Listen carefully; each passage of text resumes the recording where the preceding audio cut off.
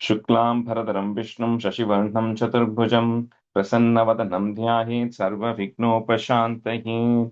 ॐ सहना भवतु सहनौ भुनक्तु सह वीर्यं करवावहै तेजस्विनावधीतमस्तु मा विद्विषावहै। ॐ शान्तिः शान्तिः शान्तिः।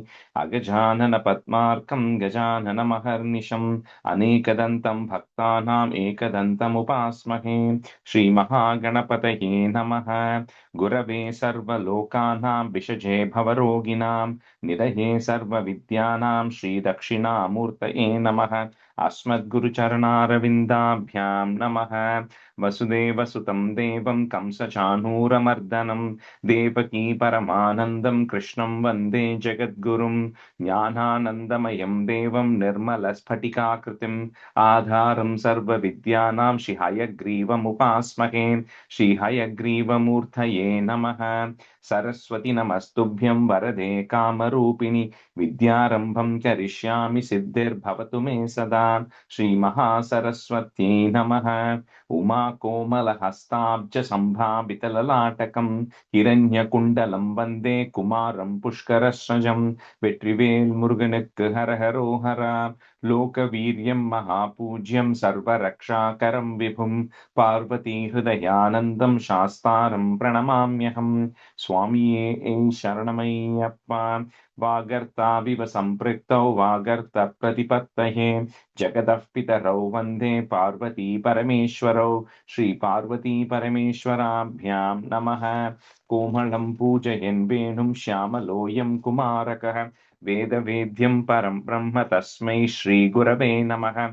अस्मद्गुरुचरणारविन्दाभ्यां नमः।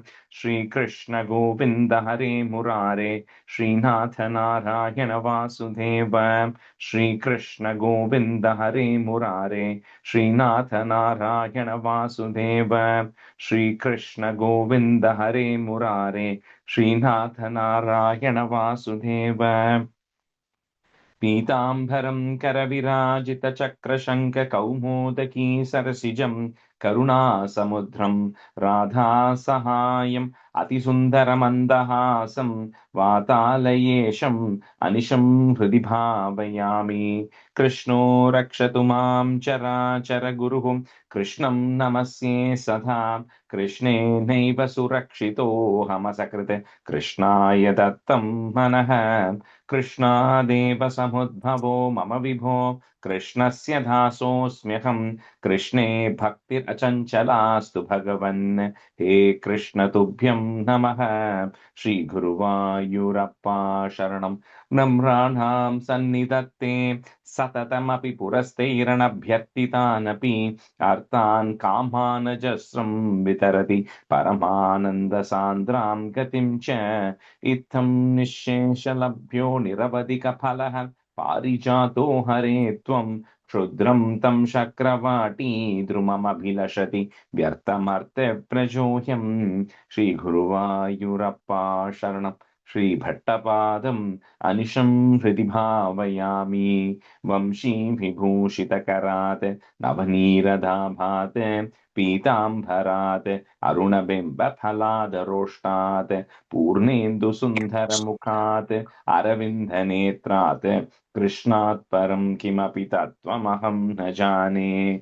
കൈരണ്ടും കൂപ്പി ഞാൻ വീണ്ടും ഇറക്കുന്നു നീരജലോചനാനിന്നോടായി. ഏതീനു മഞ്ഞാനെ കുമ്പീരേണ്ട തോറും രീതിയിൽ നീ എന്നെ പാലിക്കെന്നായി. കൃഷ്ണ ഹരേ ജയ കൃഷ്ണ ഹരേ ജയ കൃഷ്ണ ഹരേ ജയ കൃഷ്ണ ഹരേ. Good morning, everyone. Okay. Right, so we'll start with maybe a review of 72 we can do. Let me see who I had. Gayatri, can you do one half, and Priyam, you can do one half. 72. Dasakam 72 अक्रूरस्य Gokul यात्रा वर्णनम्।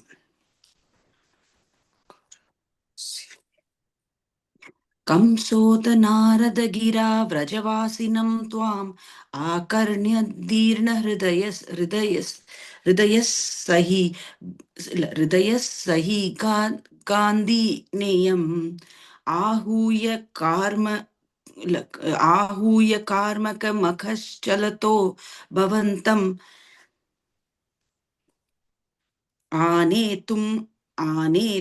आनेतुमेन महिनोद अहिनाथशायिन्. I think tune பார்த்துங்கோ, then it will be easier, you know. It'll be Akrura एष भवदङ्घ्रि परश्चिराय त्वद्धर्शनाक्षममनः. अक्रूर एष भवदङ्घ्रि परश्चिराय त्वत्तर्शनाशममनाः क्षितिपालभीत्या तस्यान्यैव पुनरीषितुमद्यतस्त्वाम् आनन्दभारमतिभूरितरं बभार. Third line पुनरीक्षितुम् उद्यतस्त्वाम्. तस्यान्यनेव पुनरीक्षितुम् उद्यतस्त्वाम्. सोऽयं रथेन सुकृती भवतो निवासं गच्छन् मनोरथ गणास्त्वयि धार्यमानान् आस्वादयन् मुहुरपाय भयेन दैवं सम्प्रार्थयन् पथिन किञ्चिदपि व्यजानात्. रक्ष्यामि वेदशतगीत गतिं पुमासं सम्प्राक्ष्यामि किं स्विदपि नाम परिष्वेजयम्. किं वक्ष्यते स खलु मां क्वनु वीक्षत स्यात्. इत्थं निनाय स भवन्मयमेव मार्गम्. Second line first word sprakshyami. Okay. भूय क्रमाद अभिविशन भवदङ्घ्रिपूतं वृन्दावनं हरविरञ्च सुराभिववन्द्याम् आनन्दमग्न इव लग्न इव प्रमोहे किं दशान्तर मवापन पंकजाक्ष. पश्यन्नवन्दत भवत् विहृति स्थलानि पाशुष्वे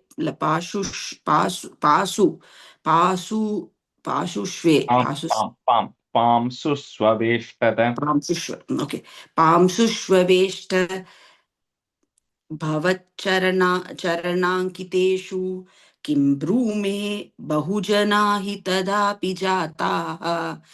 एवं तु भक्तितरला विरलाः परात्मन्. Thank you. Mute little.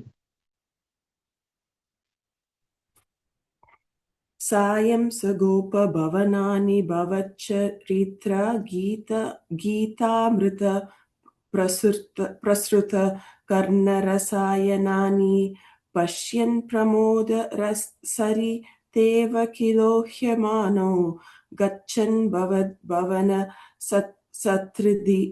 सत्रिदिम् अन्वयासीत्. Last word mattum sannidhim. Sannidhim अन्वयासि. Okay. सन्निधिम् अन्वयासि. तावद्दर्श पशुदोह विलोकलोलं भक्तोतमागतिमिव प्रतिपालयन्तं भूमन्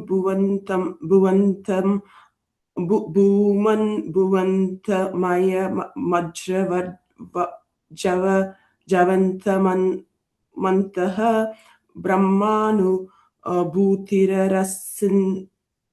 भूतिरससिन्धु मिवोध vam, vamantam, Ibodvamantam. Sindhum ibodvamantam. You can break it like that. ibod. Okay, sindhum. Okay. Ibodvamantam. Ibodvamantam. Okay. And then Okay. the third line la வந்து bhuman bhavantam. You said bhuvantam anga bha. Bhavantam. Okay. Okay. Sayantana नाप्लव विशेष विविक्त गात्रौ द्वौ पीत नील रुचिराम्बरलोभनीयौ नातिप्रपच्च धृतभूषण चारुवेशौ मन्दस्मितार्ध वदनौ सयुवां ददर्श दूराद्रयथात्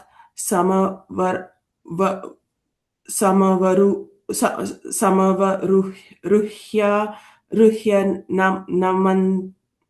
नमन्तमेन मृत्तात्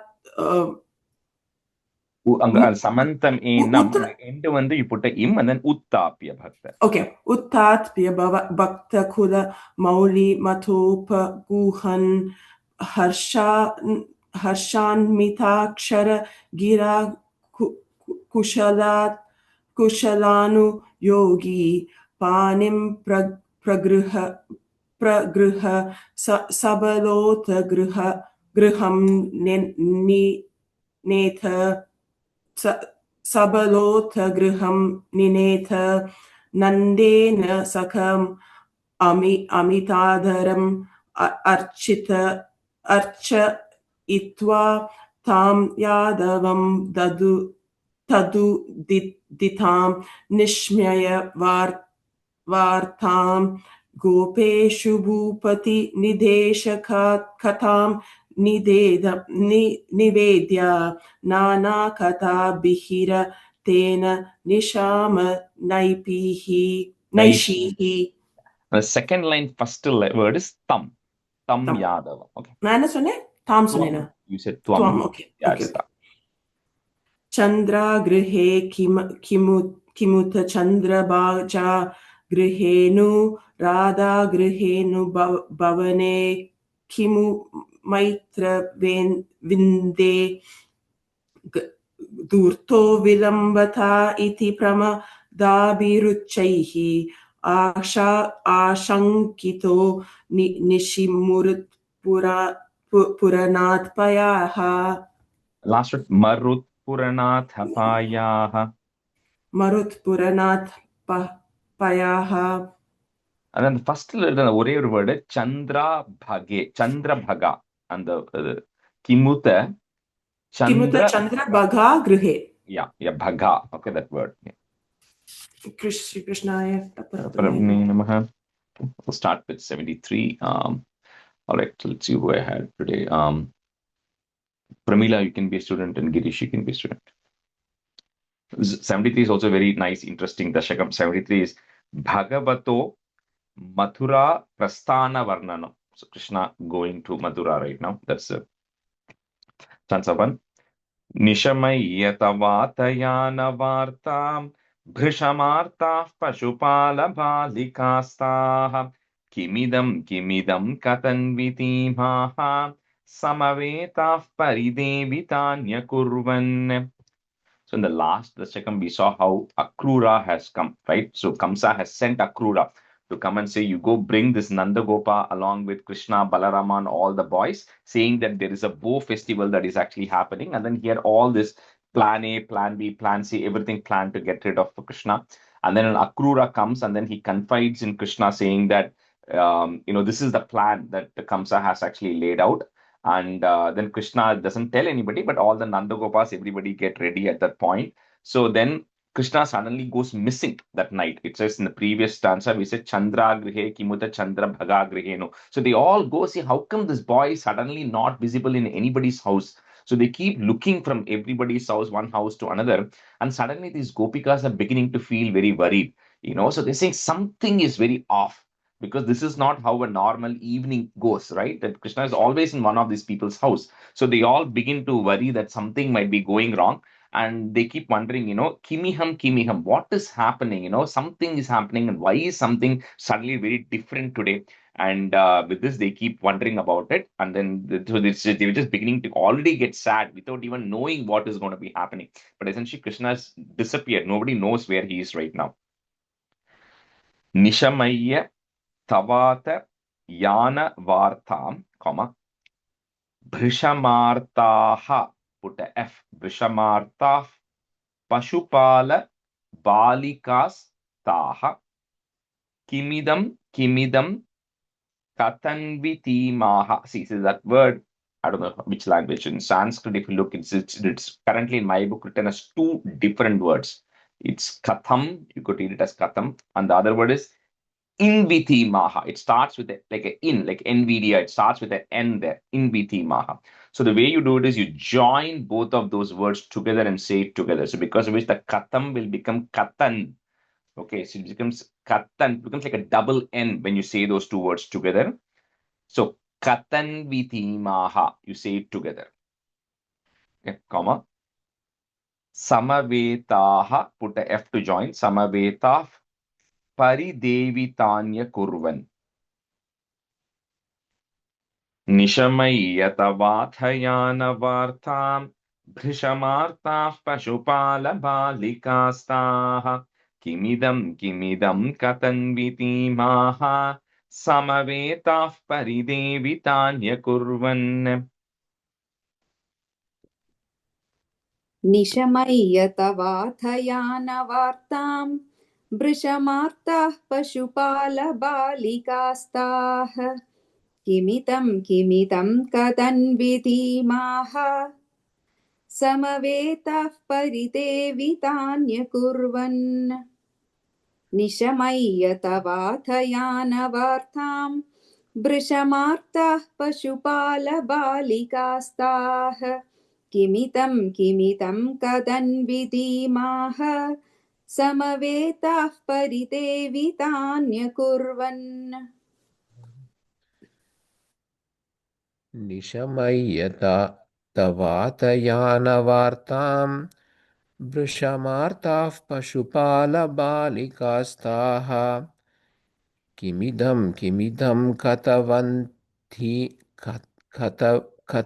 कथन्वितीमाः समवेताः परिदेवितान्यकुर्वन्.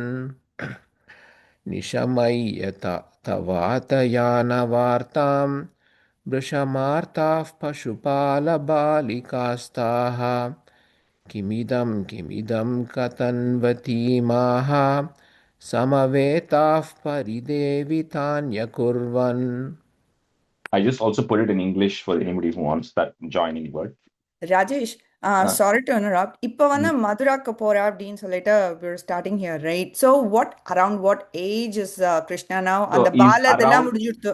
Yeah, it's upper 10. So less than 11, more than 10 and a half. அவ்வளவுதானா? Okay. Yeah. So like I said, it's very small. The majority of the time is actually when he is in Madura, not in Vrindavan and Dwaraka, right? Dwaraka will happen later on. But the Leelagal, right? The majority of the Leela that we all know, that we all are familiar with, all happened in the first 10 years of the life. Okay. Yeah. Sansa 2.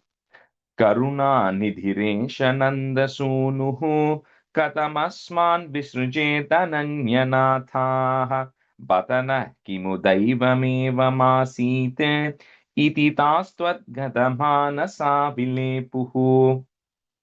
So as they keep wondering, what is happening, we never heard anything about Krishna. Finally, somehow the word spreads because it's a small town, right? So the word somehow spreads that somebody has come from Madura and he's going to be taking Krishna and Balarama for some event, for Kamsa's event. So this Gopikas means here young people, old people, everybody, right? So his friends also, right? Friends are also part of this.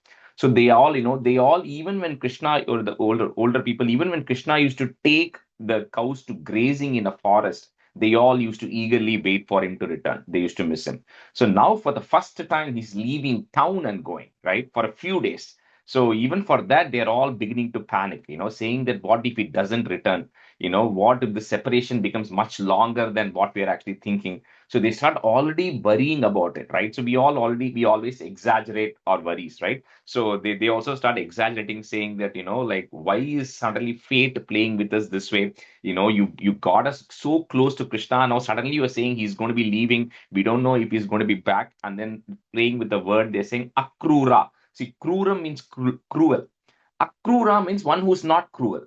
But he says this person has a name of not cruel, Akrura, but what he's actually doing is a very cruel deed. He's actually taking Krishna away from us, right? So why is something suddenly everything seems to be going wrong around me, right? We all say that. So that's what they're saying. Everything seems to be falling apart, right? And because it is unprecedented that suddenly Krishna is leaving us and going and along with Balarama, right? Karuna Nidhiresha Nanda Sunuhu, comma, Tatamasman Bisrujet, I'm just breaking at the da there. It Bisrujet Ananya Nathaha Bata Naha, put a ich to join. Bata nah Kimu Daivam Evam Asit. So just breaking out those two mas. Daivam Evam Asit. So if you have a D, we just breaking it into it and the a. Daivam Evam Asit, comma. Iti Tas Tvat Gata Manasa Vilepuhu. Vilepu is just to lament, to contemplate and worry about it and complain. Karuna Nidhireshananda Sunuhu Katamasman Visrajetananyanathah Batanah Kimudaivamevam Asit Iti Tastvat Gatamanasa Vilepuhu. करुणानिधिरेश नन्दसूनुः कथमस्मान् निसृजेत् अनन्यनाथाः बदनः किमु दैवमेवमासीत् इति तास्वद्गतमानसा विलेपुः करुणानिधिरेश नन्दसूनुः कथमस्मान् विसृजेत् अनन्यनाथाः बदना किमु दैवमेवमासीत् इति तास्वद्गतमानसा विलेपुः करुणानिधिरेशनन्दसूनुः कथमस्मान् विसृजेदनन्यनाथाः बतनाः किमु दैवमेवमासीत् इति तास्त्वद्गतमानसा विलेपुः. The second line, Batana, I am hearing a na sound. It's just a Batana Kimu. Batana Kimu. Okay. Yeah. करुणानिधिरेशनन्दसूनुः कथमस्मान् विसृजेदनन्यनाथाः बतनः किमु दैवमेवमासीत् इति तास्त्वद्गतमानसा विलेपुः. That's the three. Charama Prahare Pratishthamaнаः Sah Pitra Nijamitra Mandalaischa Paritapabharam Nitam Binhinam Shamayishyan Vyamuchas Sakhayamekam. So now, the last part of the night, which is like the early morning time, right? At that time when everybody is getting ready, Nanda Gopan, everybody is getting ready to load. So, at that time, this Gopikas, the friends are all still discussing, saying that, this person has kept us all happy so much, right? So great. He's been very close to us. Now he ends up going to this new city. He's going to go to the new city. We know what is going to happen. Everybody there is going to fall in love with him, right? Because he has this natural tendency. So if everybody else there is going to fall in love with him, it's always a new shiny object, right? So is he going to like them more and then never return back to us? Because he says he's a very small boy. He doesn't know what is right, what is wrong. So he's going to get easily influenced by all these city people. That's what they refer, because they are in a small village. So they say he's going to Mathura, he's going to where the capital of the kingdom, right? So he's going to get easily influenced with all of these people, and he might never come back to us, right? And with that, they all keep worrying. So as they are all getting ready, so Krishna still doesn't go, and I'll talk about it a little bit later. So he sends one of his friends to go and tell all this, communicate the message to everybody, saying that early morning tomorrow I'm going to be leaving, right? And then he says, don't worry, and we'll see what the message is in the next stanza. But he then sends a friend to communicate that. Charama prahare pratishthamanah, sah pitra nija mitra mandalaischa paritapa dharam nitambininam, shamayishyan vyamuchaha, putta is vyamuchas sakhayamekam. Charama prahare pratishthamanah sah pitra nijamitra mandalaischa paritapabharam nitambininam shamayishyan vyamuchas sakhayamekam. चरमप्रहरे प्रतिष्ठमानः सह पित्रा निजमित्रमण्डलैश्च परितापभरं निदम्बिनीनां शमयिष्यन् व्यमुचः सखायमेकम् चरमप्रहरे प्रतिष्ठमानः सह पित्रा निजमित्रमण्डलैश्च परितापभरं निदम्बिनीनां शमयिष्यन् व्यमुचः सखायमेकम् चरमप्रहरे प्रतिष्ठमानः सह पित्रा निजमित्रमण्डलैश्च परितापभरं नितम्बिनीनां शमयिष्यन् व्यमुचः सखायमेकम् चरमप्रहरे प्रतिष्ठमानः सह पित्रा निजमित्रमण्डलैश्च परितापभरं नितम्बिनीनां शमयिष्यन् व्यमुचः सखायमेकम्. Answer 4. Achiradupayami sannidhim vo bhavita sadhumayaiva sangamashrihi amrutambu-nidhau nimajjayishye drutamityashvasita badhurakarshihi. So that messenger who Krishna sends, that boy, he has a very small message at this point. Really, Krishna is telling the message to them that don't worry, don't worry too much about it. I'm just going to be gone for a few days. I will come back and then we'll meet many times. And don't worry, you will all be in a state of happiness, right? So you don't worry about it. You don't know what is going to come next, right? So don't worry about it. You'll all be in a state of happiness later on. So with this, that's the only small message that Krishna actually sends through that boy to all the other people in Vrindavan that night or early morning. Achirad, so just breaking at the do. Achirad upayami sannidhimvo, bhavita sadhu mayaiva sangamashrihi amritambunidhau, one word, amritambunidhau nimajjayishye. It's ij and a ja together. Nimajjayishye, Next word, if you want to break, you can break it at that ma. Drutam ityashvasita. That's one word. Drutam ityashvasita vadhurakarshihi.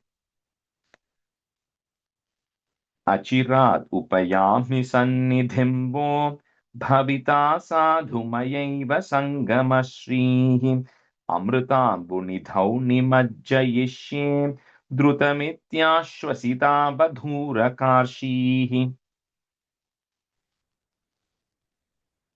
अचिरादुपयामि सन्निधिं वो भविता साधुमयैव सङ्गमश्रीः अमृताम्बुनिधौ निमज्जयिष्ये धृतिमित्याश्वसिता वधूरकार्षीः. That last half, drutam. धृतमित्याश्वसिता. Okay, thanks.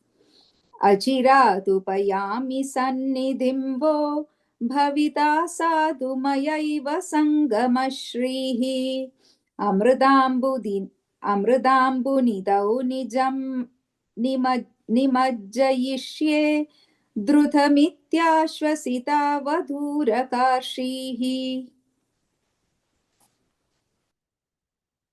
अचिरादुपयामि सन्निधिं वो भविता साधु मयैव सङ्गमश्रीः अमृताम्बुनिधौ निमज्जयिष्ये द्रुतमित्याश्वसिता वधूरकार्षीः अचिरादुपयामि सन्निधिं वो भविता साधु मयैव सङ्गमश्रीः अमुताम्बुनिधौ निमज्जयिष्ये द्रुतमित्याश्वसिता वधूरकार्षीः. That's fine. सविषादभरं सयाच्यमुच्चैः अतिदूरं वनिताभिरीक्ष्यमाणः मृदु तद्दिशि पातयन्नपाङ्घान् सबलो क्रूररतेन निर्गतो भूः. So the morning comes now. Krishna is about to leave. So they're all assembled outside Nanda Gopa's house, right? And these Gopikas are thinking that how is this boy so hard-hearted, right? He doesn't even come and say goodbye.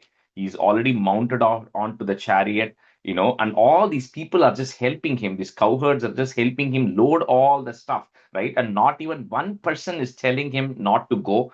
And they say that everything is the fate is working against us today, right? Because not one person seems to speak out to tell Krishna that don't go, right? Everybody is helping him. They're all getting him on. They're boarding all his stuff. So, they say that, but, like generally at that time, the women don't go out in the open and speak and everything. So they are like, what? This is not the time for us to be ashamed of what we are going to do, right? So the Gopikas, they still all yell out, saying that, Krishna, don't go. Why are you going, right? So they all feel very pained and they somehow feel it's like the gut is telling them that this boy is not going to come back, right? So they all just feel it that way and they all yell out saying that, don't go, but nobody seems to stop him because most of the people think he's going to come back. So as they just keep, they're all in tears, Krishna's boarded, Akrura has come, he's get into it, and Krishna doesn't even get down from the chariot. He doesn't say anything to the Gopikas either. All it does is he just turns around and looks at them, right? And because there's no words he can say, because he knows what pain they are going to go through, and there's no words that can actually calm down that pain. But the main point that Krishna was going to be teaching everybody here in this moment, right? Because Krishna is not going to come back, right? He's not going to come back at all. And the thing he's going to be teaching them is even the thing that you like the most, right? He's going to leave you one day and go.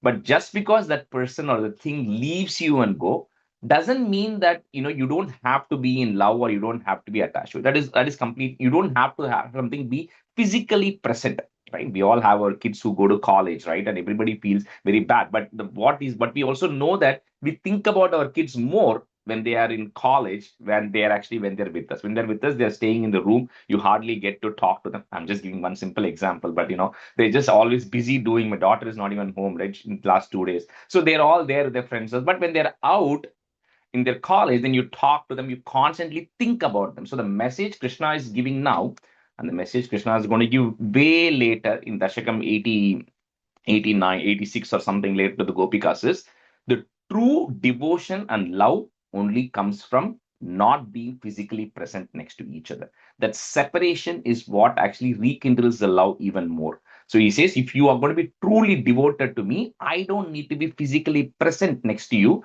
for you to be devoted. You missing me is going to create more devotion in you than when I'm actually right next to you. That is the message he's going to give later, but that is the indication he's giving now, right? He doesn't say anything. He doesn't tell when he's going to return. And he just boards into the chariot and starts leaving. And these Gopikas are just standing motionless, right? And they're seeing that this chariot is beginning to go. And, like this in Shah Rukh Khan's movie, they're hoping to see if he's going to turn back and say anything, but he doesn't, right? The chariot just keeps going. And no, they finally see that they only able to see. It says beautifully in Bhagavatam, it will describe about how it just keeps going. They keep looking to see if the chariot is going to turn back, but then the chariot disappears. They only see the flag. Then the flag disappears. They only see the dust coming. which means the chariot has just gone further along, right? So then there is going to be a point of no return, right? So he just ends up leaving, right? And then that's when he departs Vrindavan. Savishada Bharam Sayachnya. So there's a ich and a nya there.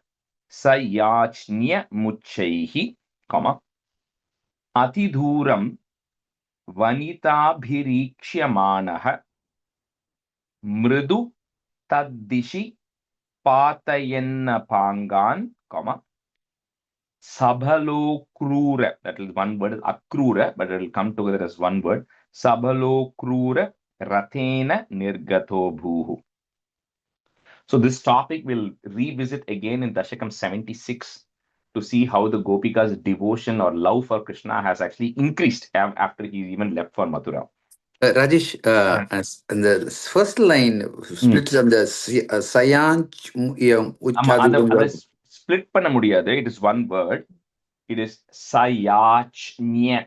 So let me put it in English. Sayachnya Muchaihi. I just put it in English. So it's like a ich and a nya. Sayachnya Muchaihi. Thank you. Savishada Bharam Sayachnya Muchaihi Atiduram Vanitabhirikshyamanaha Mriduta Dishipatayenna Pankhan Sabalo Krura Rathena Nirgato Bhuhu. सविषादभरं सयाज्ञमुच्चैः अतिदूरं वनिताभिरीक्ष्यमाणः मृदु तद्दिशपातयन्नपाङ्गान् सबलोक्रूररथेन निर्गतो भूः सविषादभरं सयाज्ञमुच्चैः अतिदूरं वनिताभिरीक्ष्यमाणः मृदु तद्दिशि पातयन्नपाङ्गान् सबलोक्रूररथेन निर्गतो भूः. सविषादभरं सयाज्ञमुच्चैः अतिदूरं विनीताभिरीक्ष्यमाणः मृदु तद्दिशि पाङ्गान् सबलोक्रूररथेन निर्गतो भूः. First line after the comma, Vanithabhirikshyamanaha. Atiduram, yeah. Okay. Savishadabaram sayachnymuchaiः Atiduram vanitabhirikshyamanaha Mridutat patyannapangan Sabalokrurarathena nirgato bhuhu. A second time predicting with it's Patayennapangan. Patayannapangan. Okay. Answer 6. Anasa bahulena vallabhanam manasa chanugatoota vallabhanam vanamarta mrigam vishanna briksham samatito yamuna tatimayasihi. So Vallavanam refers to the males, Vallabhanam refers to the women. So as all of them are grieving, Krishna leaving. So at the time, this Nanda Maharaja, all of them, they all essentially continue going, right? So like we said, they don't stop. And it's not only the Gopas and the Gopikas, but as they are traveling through the forest of Vrindavan, it feels like even the animals and the trees and the whole forest, everything is in a sorrow because they're all so used to seeing Krishna. So it just talks about how everybody is in weeping, right? The whole Vrindavan had come alive, right? A place which nobody knew was there came alive because of Krishna spending his, like we said, 7-8 years of his life there. And so all of that began to feel that he's going to be leaving, and then it began to feel empty already. So with that, they all keep traveling, and finally they reach the banks of river Yamuna there in Vrindavan. Anasa bahulena ballavanam, manasa chanugatota ballabhanam vanamartha mrigam bishanna vriksham, comma, samatito yamuna tatimayasihi.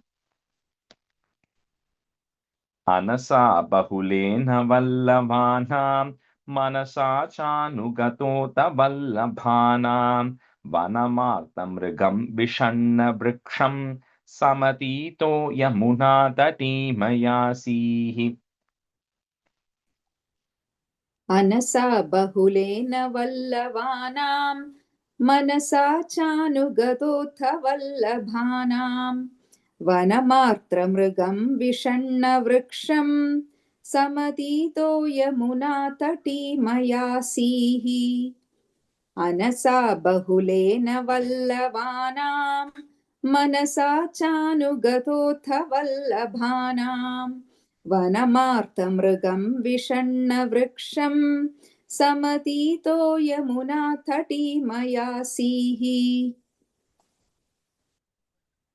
अनसा बहुलेन वल्लवानां मनसा चानुगतोत वल्लभानां वनमार्तमृगं विषण्णवृक्षं समतीतो यमुना तटीमयासीः अनसा बहुलेन वल्लवानां मनसा चानुगतोत वल्लभानां वनमार्तमृगं विषण्णवृक्षं समतीतो Yamuna तटीमयासीः. Answer 7.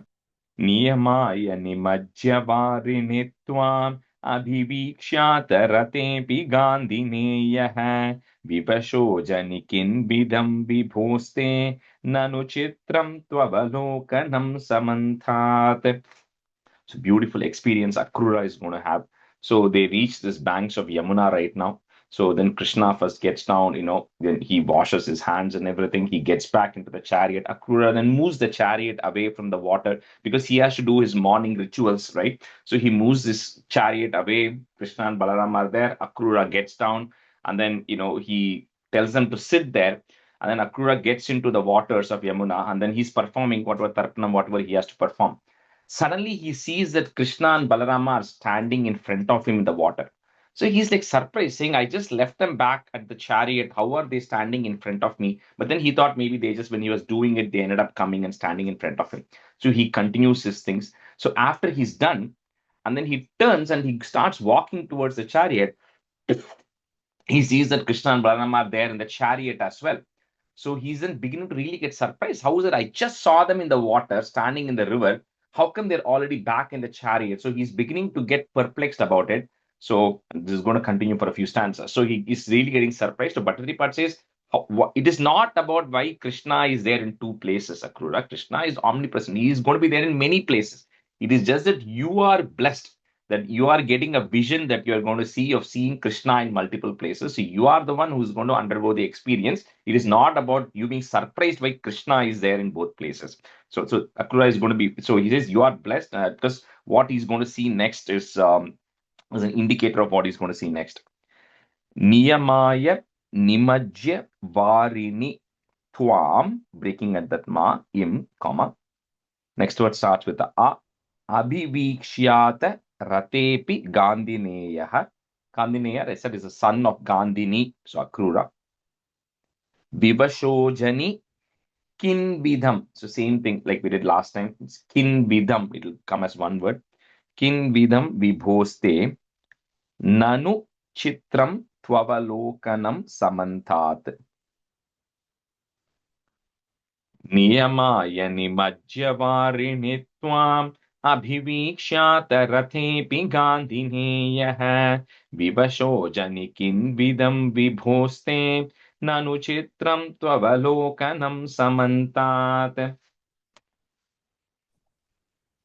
नियमाय निमज्यवारिणि त्वाम् अभिवीक्ष्याथ रथेऽपि गान्धिनेयः विवशो जनिकिन्विधं विभोस्ते ननु चित्रं त्ववलोकनं समन्तात्.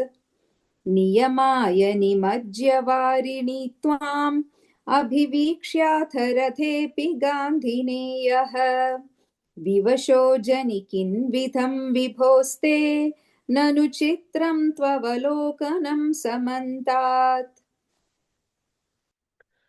नियमाय निमज्जवारिणि त्वाम् अभिवीक्ष्यात् रतेऽपि गान्धिनेयः विवशो जनिकिन्विधं विभोस्ते ननु चित्रं त्ववलोकनं समन्तात् नियमाय वारिणि त्वाम् अभिवीक्ष्यात रतेऽपि गान्धिनेयः विवशो जनिकिं विदं विभोस्ते ननु चित्रं त्ववलोकनं समन्तात्. पुनरेष निमज्य पुण्यशाली पुरुषं त्वां परमं भुजङ्गभोगे अरिकम्बुगदाम्बुजैः स्फुरन्तं सुरसिद्धौगपरीतमालुलोके. So Akrura then goes back into the water. So he comes to the chariot. He sees that Krishna and Balarama are sitting back in the chariot. So he gets very confused. So he then goes back into the river and then he doesn't see them there. So he then takes a dip in the water finally. When he takes a dip in the water, he's actually seeing. First, he sees Ananta Shesha. He sees, the Balarama as Ananta Shesha, right? Which is the whole big serpent with all the people around. So he's actually seeing what the Brahma and others saw in Vaikuntham, what Yashoda got to see. He's seeing Ananta Shesha having thousands of heads, completely pure white in color, just shining body and appears like a big, like Kailasha mountain, which is white in color with snow. It appears like completely white and massive in size. On that Ananta Shesha, he sees Mahavishnu lying down. And then it talks about the description of Mahavishnu saying how he's in the dark gray color clouds, cloud-based color, very beautiful eyes, lotus like petals like eyes, having Ari, Kambu, Gada, Ambuja, having all of this in Shankha Chakram, which is the same thing, different words of it. Shankha Chakram, Gadam, Padmam, all of it in his hands. He's having the Shivatsa mark on his chest. He's having the Kaustubhamani and having all of that. He sees the beautiful form of Mahavishnu also there, along with Ananta Shesha when he takes a dip into the water.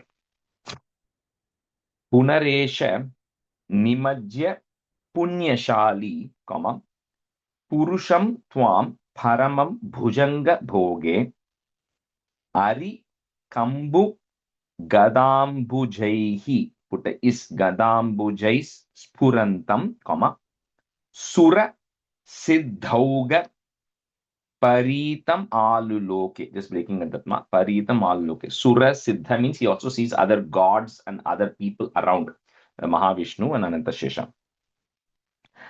Punaresha Nimajya Punyashali Purusham Twam Paramam Bhujanga Bhoge Arikambu Gadambujai Spurantam Sura Siddhauga Paritam Aluloke.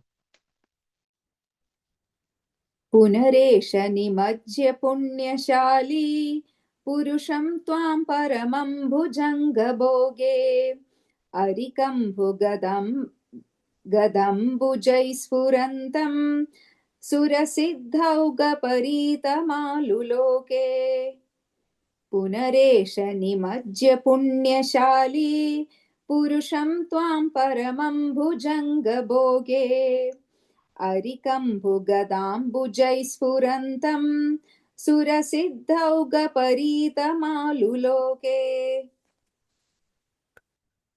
पुनरेष निमज्य पुण्यशाली पुरुषं त्वां परमं भुजङ्गभोगे अरिकम्बुगदाम्बुजैः स्फुरन्तं सुरसिद्धौगपरीतमालुलोके पुनरेष निमज्य पुण्यशाली पुरुषं त्वां परमं भुजङ्गभोगे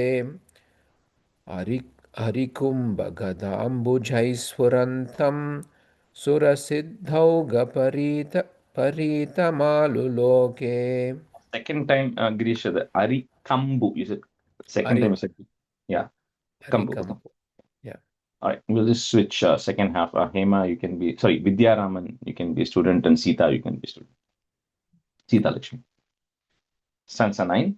Satada Paramatma Saukya Sindho Vinimagna Pranuvan Prakara Bhedaihi Avilokya Punascha Harsha Sindhoho Anuvritya Pulaka Brito Yayautvam. So Akrura, like imagine you take a dip in the water somewhere in the river you go, and then you see this entire Adishesha, and you see Narayana lying there in the water, like the feeling you will get, right? So we'll get scared. That's why we may not be ready, right? So if you're ready for it, you'll get it, right? So Akrura was ready for whatever reason. So he was ready. So he sees this beautiful form. So he's got Pulakha Brita. He has horripilation all over his body. He's feeling a heavy state of bliss. So anytime anybody gets a darshan like this, right? The first thing they get is they also get knowledge instantly, because you can't just see it with your regular eyes. So you need to be blessed to be able to see that. So if you're blessed to be able to see a vision like that, this also naturally follows through with knowledge that comes out of your mouth. So that's why all of these people, when it is Dhruva or Prahlada or all of these people, when they get the darshan, right after that, there is always a stuti that they do. They do a stuti praising Bhagavan, right? Which is what Akrura does. Beautiful 30 stanzas called Akrura Stuti, which he actually does to her. I'll just read one stanza of the Akrura Stuti. It's there in Bhagavatam. This just says he does a Stuti. Shri Akrura Uvacha Natosmyaham Twakila Hetu Hetum Narayanam Purushamadhyamam Avyayam Yenna Bijata Daravinda Koshat Brahma Virasit Yata Esha Lokaha. She talks about you, O Narayana, who is the supreme person from whom everything has actually come, everything that exists or manifested, unmanifested form. You are the original cause of everything, and then you are the original Purusha from whom everything has come, and from whose Nabhi, Ennabhi Jata, from whose Nabhi the whole world came, and Brahma also came about, and this entire universe is existing. To you, my namaskarams, right? So he then does a beautiful 30 stanzas stuti. So once he's done with the stuti, and when that is happened, and then he's in a state of bliss, and then suddenly he opens his eyes, and like it always happens, everything has disappeared, right? Like how it happened to Yashoda, and like how it's going to happen to others also later. Everything disappears, and he's just seeing regular water, and then he just comes out of the water. Sa tadha paramatma saukhya sindhau, Vinimagnaha, put a F, Vinimagnah Pranuvan Prakara Bhedaihi Avilokya Punascha Harsha Sindhoho. The Ra that is there, we put a Visargan comma, Sindhoho. Next word will start with the A. Anuvritya Pulakavrito Yayautvam. Satadha Paramatma Saukya Sindhau Vinimagna Pranuvan Prakara Bhedaihi Avilokya Punascha Harsha Sindhoho Anuvritya Pulaka Brito Yayautvam. Satata Paramatma Saukya Sindhau Vinimagna Pranuvan Prakara Bhedaihi Avilokya Punascha Harsha Sindho Anuvritya Pulakavrito Yayautvam. Idiom, the second line la Harsha Sindhoho Visarga irukanga. Oh, சொல்லலையானா okay. Sadada Paramatma Saukya Sindhau Vinimagna Pranuvan Prakhara Bedaihi Avilogya Punascha Harsha Sindhoho Anuvritya Pulakavrito Yayautvam. सतदा परमात्मसौख्यसिन्धौ विनिमग्नप्रणुवन् प्रकारभेदैः अविलोक्य पुनश्च हर्षसिन्धोः अनुवृत्य पुलकावृतो ययौ त्वाम् सतदा परमात्मसौख्यसिन्धो विनिमग्नप्रणुवन् प्रकारभेदैः अविलोक्य पुनश्च हर्षसिन्धोः अनुवृत्या पुलकावृतौ ययौ त्वाम्. Last Pulakavrito Yayautvam. पुलकावृतो ययौ त्वाम्. Thank you. That's it. Kimushita lima mahanjale yate पुलकोऽसाविति चोदितेन तेन अतिहर्षनिरुत्तरेण सार्धं रतवासी पवनेश पाहि मां त्वम्. So when Akrura comes out, he still cannot believe what he witnessed, right? So he just comes out of that. He's still in a state of shock. And because when you have horripilation all over your body, then your hair stand erect. You feel all these bumps around your body, right? So he's coming with that outside. So Krishna, and then he comes to the chariot. He sees Krishna is standing there. Akrura then realizes, right, what he saw was, this Krishna's magic that he actually saw there. So, but he had no words to talk. So Krishna then jokingly asks him, saying that looks like the water was very cold because he has all these goosebumps all over his body. So he jokes saying, looks like the water was very cold because you have goosebumps all over your body. And then he says he had no words to talk. He was still in a state of shock. And then he just gets onto the chariot and then Rathavasi, and then he then starts driving them. Oh, Guru Arapa, please eradicate my ailments also.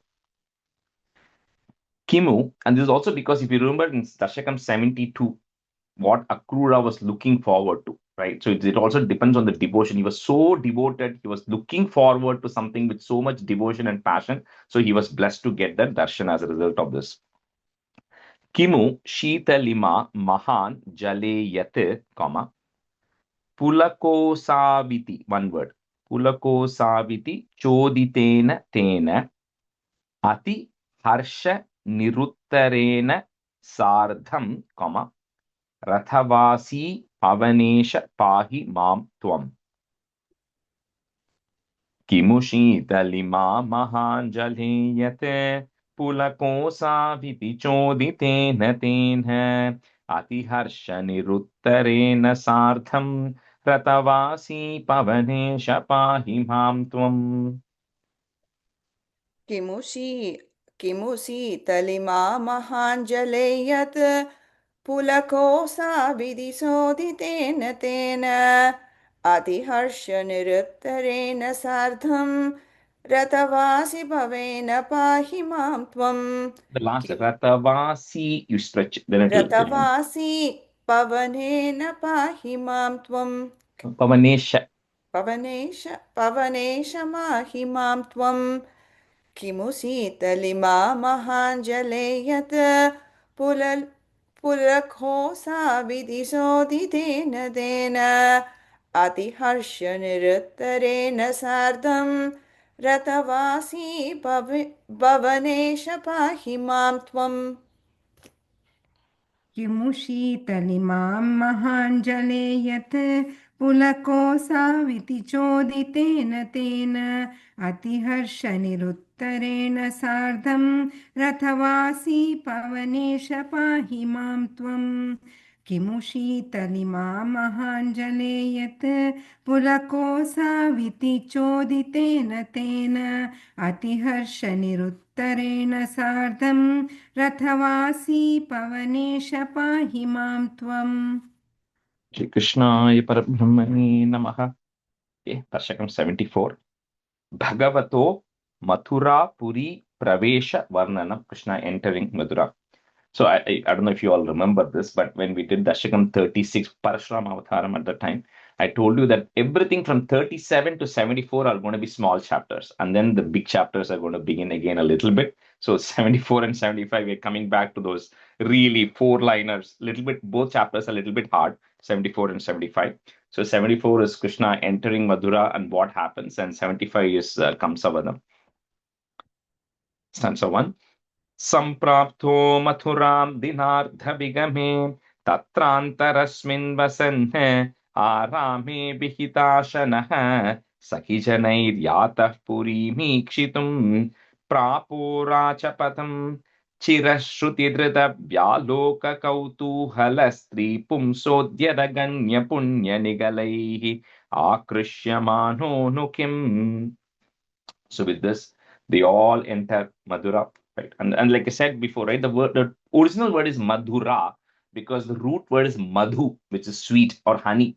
So that it was such a beautiful city and a sweet city that they used to say that honey used to flow. Honey literally used to flow, but it used to be very sweet. So that's why that word is Madhura, same as Madurai that we have in Tamil Nadu. The root word is Madhu, which is honey there, right? But then, of course, colloquial, it becomes Mathura, so either is okay. So So with all that, they come there. So once they come, like I said, I gave you the sequence of Ekadashi, Dwadashi, Trayodashi, 4 days where the events are happening. So this is the Trayodashi, the 13th day, right, where they enter into Madura. On the Ekadashi day is where Kamsa then told that, go do that, right? So anyway, so 13th day, they all enter there. So they, so Nanda and other had already gone forward because Krishna and Akrura had stopped at the banks of Yamuna, right? So they were all waiting. So the first thing Akrura has to do is what? He has to go inform Kamsa, right? That Krishna and Balaram are done, right? You told me, you sent me with an assignment. I've got both of them back. So he immediately goes to Kamsa and says, I've got them back safe. Now it is all up to you, right? So, and of course, Krishna and Balarama and all the other boys, the Gopa boys who have all come as well, they all decide to explore the city because, they've come to this big city. So they all want to walk around. So that's why it says Prapo Raja Patham. So, the Raja Patham is the big main lane, main street of the city. So they all begin to walk into that all the boys are walking around in this main streets of the city. And there it says, all people have already come to know that these two boys are going to come, Krishna and Balarama, who they've heard about, but nobody knows they're the eight sons. But they all have heard about Krishna and Balarama and all the activities they have done. So everybody was lining up, and because it's a big bow festival that is going to be happening, the entire streets are all decked. A lot of people on the streets, everybody standing there and enjoying, and they also witness as these boys are all walking through the streets. Samprapto Mathuram Dinardha Vigame, Tatrantarasmin Vasan, put a in, Vasan, Next line, if you have a double na, that just becomes a ah sound. Arame Vihitashanaha, Sakhi Janair Yataha, put a f, Yataf Purimikshitum. Samprapto Mathuram Dinardha Vigame Tatrantarasmin Vasanne Arame Vihitashanaha Sakhijanair Yataf Purimikshitum.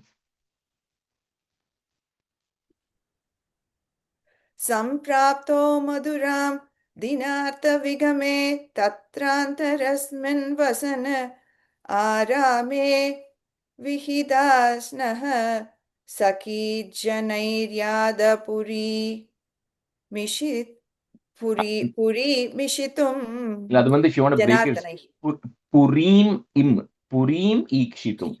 Purim Ikshitum. Okay. Yeah, if you want to, yeah. Samprapto Madhuram Dinartha Vigame Tatrantarasmin Vasane Arame Vihitasna Saki Janairyada Punihi Amikshitum. Yata Purim Ikshitum. Purim Ikshitum. Purim Ikshitum.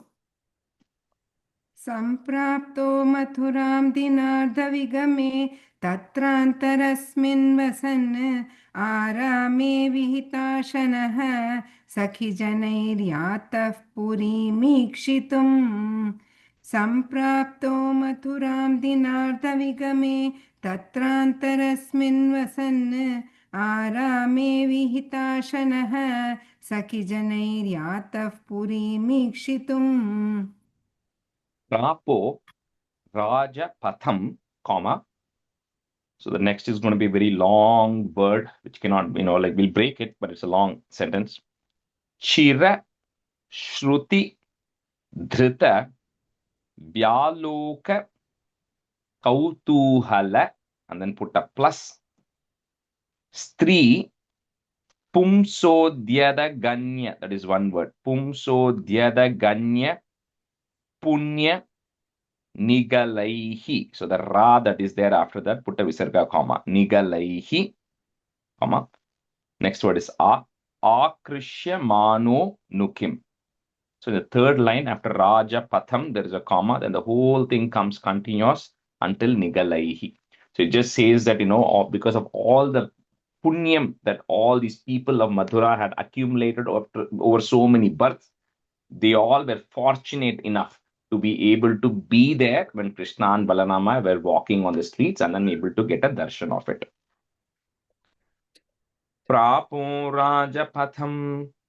चिरश्रुतिधृतव्यालोककौतूहलस्त्री पुंसोद्यदगण्यपुण्यनिगलैः आकृष्यमाणो नु किम् प्रापो राजपदं शिरश्रुति धृत व्यालोककौतूहल स्त्री पुंसोद्यदकण्यपुण्यनिगलैः आराकृष्यमाणो नु किम्. And the last word, akrishyamano. आकृष्यमाणो नु किम्. प्राभो राजपदं शिरश्रुतव्यालोक्य कौतूहल स्त्रीपुंसो यदकण्यपुण्यनिगलैः आकृष्यमाणो नु किम्.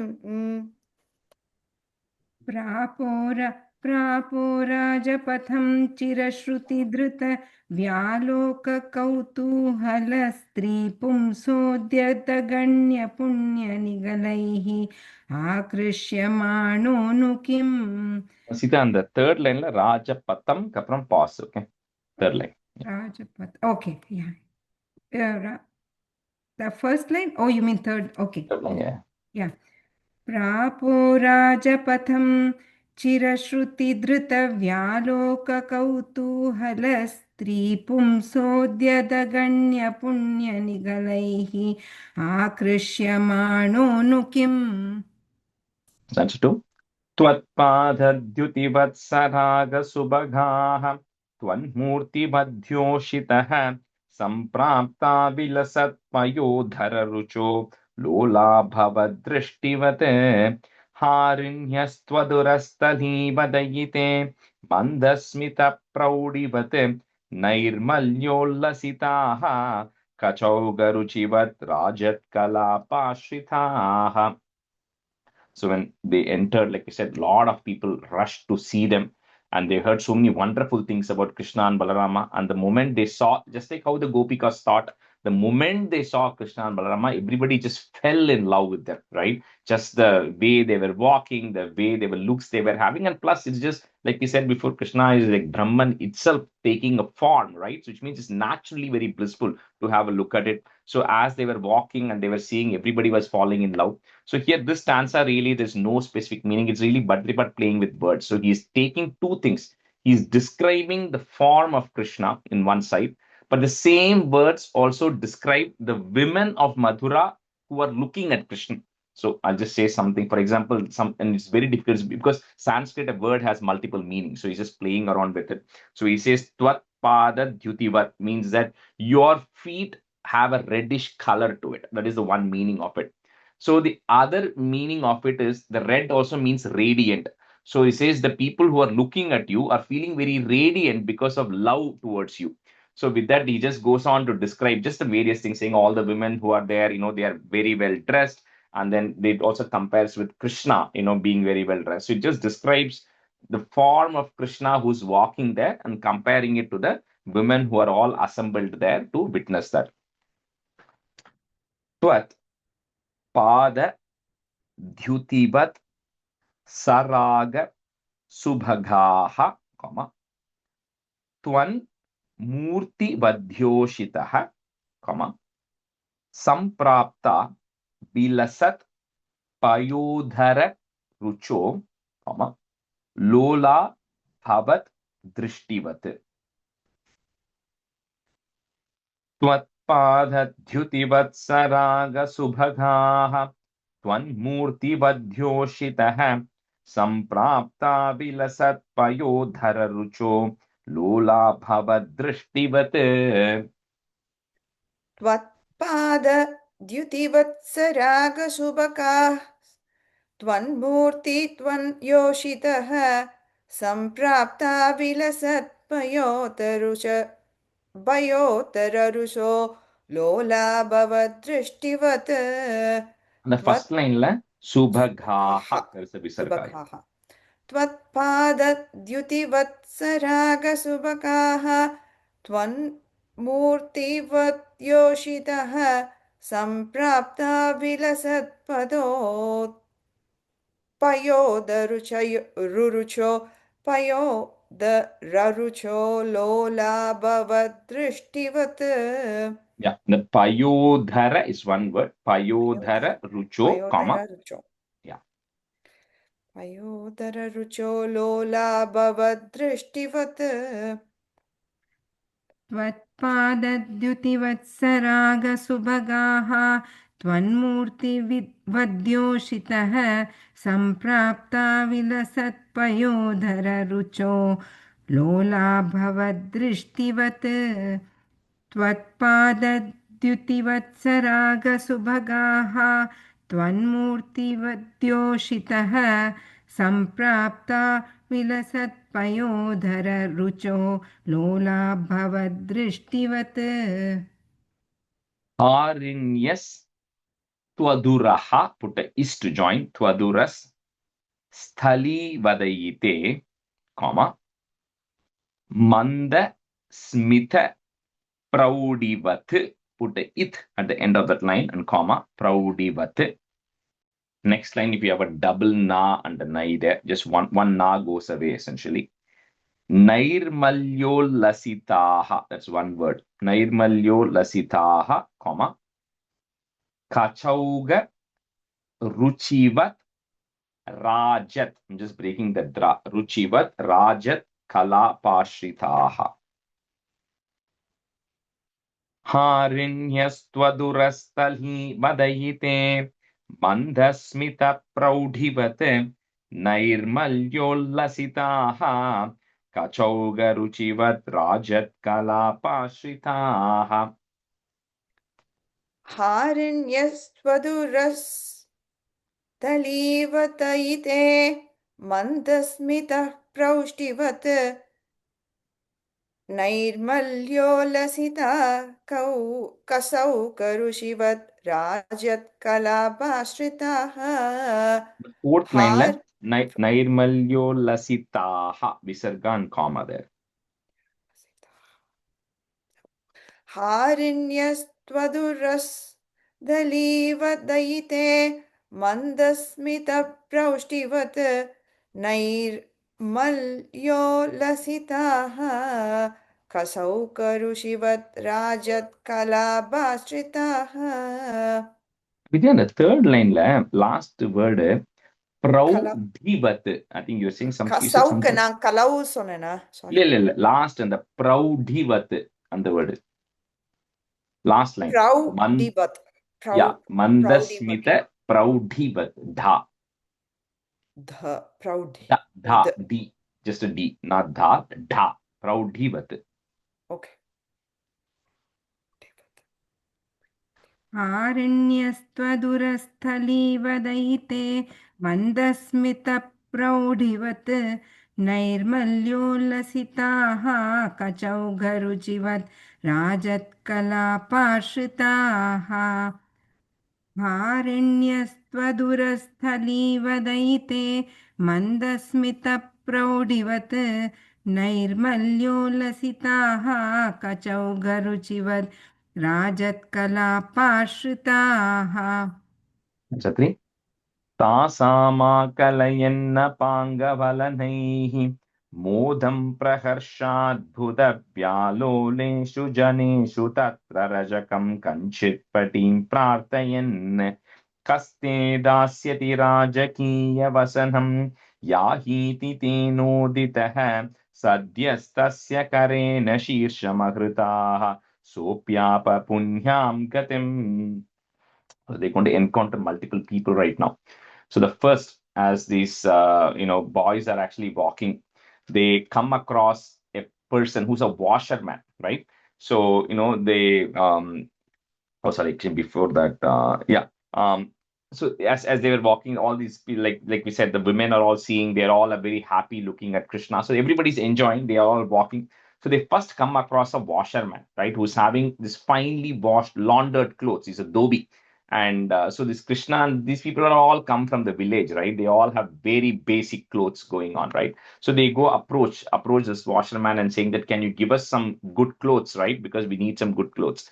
So this washerman then goes on a tirade, right? He goes and tells all kinds of things at them. He tells Krishna, you are like a ekavastradhari, which means you're only wearing one layer of cloth, right? Because they're all poor, right? They're coming, so he's wearing one veshti. One veshti means just one layer, because normally when you wear a 6 yards also, it's got two layers to it, right? So they're all wearing just single layer, right? So they say you are ekavastradhari, you all are so poor, and then he, tells all kinds of things at them. So here, now in Bhagavatam, it doesn't tell the back meaning of it, but I'll tell you the back meaning from another scriptures. So here, what Krishna does is, it says that you then take your karena with your nails, right? You get rid of this person. Now the question comes is, why would you get rid of a washerman, right? When we look at it, it seems like that is a bad thing to do, right? But then we have to understand it in the broader concept of the soul and everything, right? Is this washerman had a specific prayer coming into this life, that he wanted to attain salvation at the hands of Bhagavan. So in this Garga Samhita, the Garga Muni who gave name to Krishna, in his Garga Samhita, he talks about the background of this washerman, of saying how he has done so many punyam over so many births, that he was ready for liberation, but he wanted to attain liberation at the hands of Bhagavan. So he wasn't blessed to say that you will take birth during this Dwapara Yuga, when Krishna himself is going to come, and then you're going to meet him in Mathura, and then in Krishna's hand, you're going to attain salvation. That is the backstory in the Garga Samhita. So with that, this washerman attains salvation because Krishna's hands touched him. And we're going to see so many people here just in this Dashakam. We'll talk about the greatness of the people in Mathura who come in contact with Krishna. So he's one of them who then instantly attains salvation because Krishna's hands touched him. And then Krishna ended up getting those clothes. Tasam, breaking at that ma, Tasam, Akalayenna Panga, that's one word. Akalayenna Panga Balanaihi Visarga, comma. The next word, if you have a ir on top of modam, that goes away. Modam Praharshadbhuta, put a plus. And then the rest of the second line comes together. Vyaloleshu Janeshu Tatra Rajakam Kanchit Patim Prarthayan. The Rajakam refers to the washerman. Rajesh, on the first line, திரும்ப சொல்றேளா அந்த split. Yeah. Tasam, breaking at that im, Tasam Akalayenna Panga. One word. Akalayenna Panga Valanaihi. And then comma. Tasama Kalayenna Panga Valanaihi. Modham Praharshadbhuta Vyaloleshu Janeshu Tatra Rajakam Kanchit Patim Prarthayan.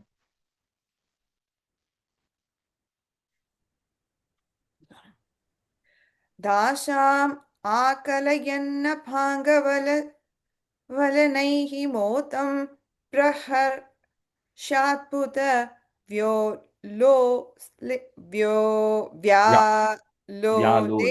janeshu tatra rajakam kanchit patim prarthayan.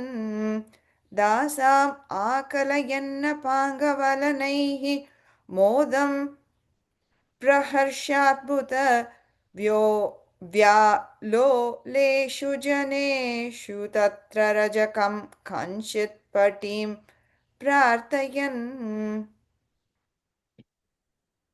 तासामाकलयन्नपाङ्गवलनैः मोदं प्रहर्षाद्भुतव्यालोलेषु जनेषु तत्र रजकं कञ्चित् पटीं प्रार्थयन् तासाम् आकलयन्नपाङ्गवलनैः मोदं प्रहर्षाद्भुत व्यालोलेषु जनेषु तत्र रजकं कञ्चित् पटीं प्रार्थयन्. Kaste dasyati rajakiya vasanam, comma. He is saying you are a dasya, you are like a slave, but then you are asking for clothes which are worn by the kings, rajakiya vasanam. So you are having that vasanam, you are having vasanai of being a king, but you're actually a slave. So he just says all kinds of things at the time. Kaste dasyati rajakiya vasanam, comma, yahiti tenoditaha, comma, sadyas tasya karena shirshamahritaha, comma, sopyapa punyam gatim. So here, punyam, he attains salvation. Kaste dasyati rajakiya vasanam, yahiti tenoditaha, sadyastasya karena shirshamahritaha, sopyapa punyam gatim.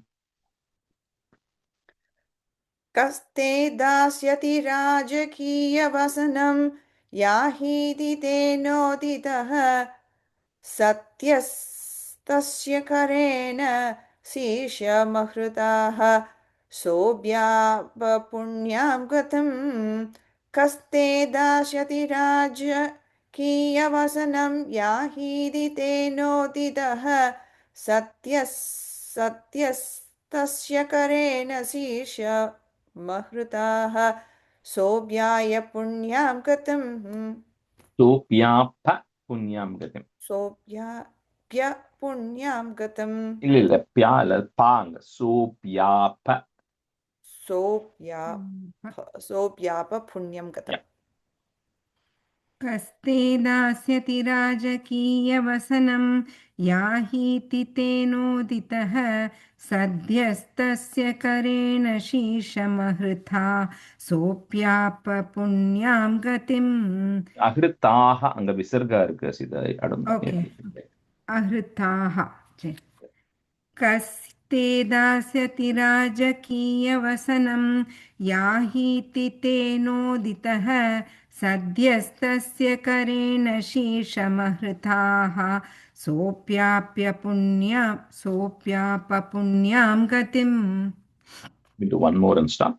Bhuyo vayakamekamayatamatim doshena veshochitam dashvamsam swapadham nineta sukrutam koveda jivatmanam malabhistabakaistavhairapi punarmala manito bhaktim tena vritam dideshitaparam lakshmim cha lakshmi pathe. So after wearing the clothes which the washerman had, they come across a person who weaves clothes. So the more layers of it. And Krishna and Balarama went to him and he was so generous. He offered them saying, you are small boys. Looks like you have come from the village. You can take whatever he have. He offers them whatever he has. And then he also gets, it says, Swapadam Nineta. He also attains liberation because he offered you something, right? So this Krishna Avataram, and this is going to come in stanza 5, but I'll tell it a little bit here. Liberation was on clearance sale during Krishna Avataram, right? If you have done enough punyam in your previous births that you get an opportunity to be born when Krishna Avataram was happening, and then you happen to be there. That is going to come in stanza 5. Not everybody got a chance, but you were given the opportunity to be there. And if you were there, and you either were in love with Krishna or you hated Krishna, like that washerman did, it doesn't matter. Everybody got the same benefit. So here, this weaver offered whatever he has. And then, so he also got liberation, right? Then the next person, they come across a garland maker, a mala bihi. So a person who actually makes garlands. So Krishna, they want to deck themselves up with flowers. So that person also was, and Krishna asked him, I don't have any money with me, right? So he says, what do you need? So that, see, any people who normally make garlands are always very devoted. They do it as a service. So this person says, I don't want anything. I just want permanent devotion to Bhagavan. So he says, so be it, right? You'll always be devoted to Bhagavan. That is the blessing that this person gets. And so here it says, the Bhaktivat says very clearly in the second line, Sukritam Koveda Jivatmanam. He says, we are seeing that all these people are getting liberated and all these people are getting blessed. But what we don't know is what good deeds they all have done in how many births before to be able to get this opportunity, right? So they all have done so many things because of which they are there. And because of that, they are all coming in contact, and some of them are responding positively, some of them are responding negatively. But at the end of the day, anything that touches Bhagavan is spiritual in nature. It doesn't matter how you touch, right? So, these two, one of them gets liberated, eventually, and one of them gets, permanent devotion to you. Bhuyo Vayakam ekam ayata. If you want to just break it, you can break it at those ma there, or you can say it together. Vayakam ekam ayata matim, comma, toshena veshochitam, comma, dashvamsam swapadam nineta, comma, sukritam koveda jivatmanam. Bhuyo vayakamekamayatamatim toshena veshochitam dashvamsam swapadam nineta sukritam koveda jivatmanam. Bhuyo vayakamekamayatamatam doshena veshositam dashvamsam swapadham nineta sukritam goveda jivatmana. The second line, nineta kapran comma, then sukritam koveda jivatmanam. Nineta. And then with a one time poro, I think we'll run out of time. So, Sita, go ahead. Yeah. Bhuyo vayakamekamayatamatim doshena veshochitam dashvamsa swapadam ninetha sukrudam koveda jivatmanam.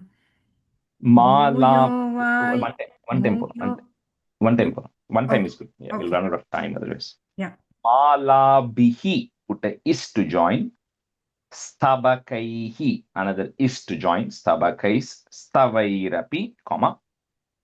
Punar malakrita manito, comma.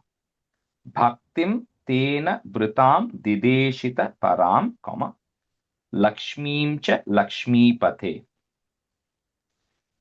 Malabhistavairapi punar malhakritamanito bhaktim tena vritam dideshita param lakshmim cha lakshmipate. Malabhe stavairapi punar malakritamanito bhaktim tena vritam dideshita param lakshmim cha lakshmipate. The comma mattum paathungo. Third line after stavairapi comma and fourth line after param. Okay. Okay. Malabhistavairapi punar malakritamānito bhaktim tena vritam dideshita param lakshmim cha lakshmipate. The third line again is stavairapi kapram comma. Okay. Thanks. All right. We'll just stop here today. Shri Krishnaya Parabrahmani Namaha. Sandhanandhavabodhatmakamanupamitam kaladeshabadibhyam nirmuktam nityamuktam nigamashatasahasrena nirbhasyamanam aspashtam drishtamatre punarurpurushartatmakam brahmatattvam tattabadbhati sakshat gurupavanapure hanta bhagyam jananam kahena vacha manasendriyerva buddhyatmana va prakrute swabhavat करोमि यत्यत् सकलं परस्मै नारायणायेति समर्पयामि. Thank you all. Thank you, Rajesh. Thank you, Rajesh. Thank you, Rajesh. Bye everyone. Bye.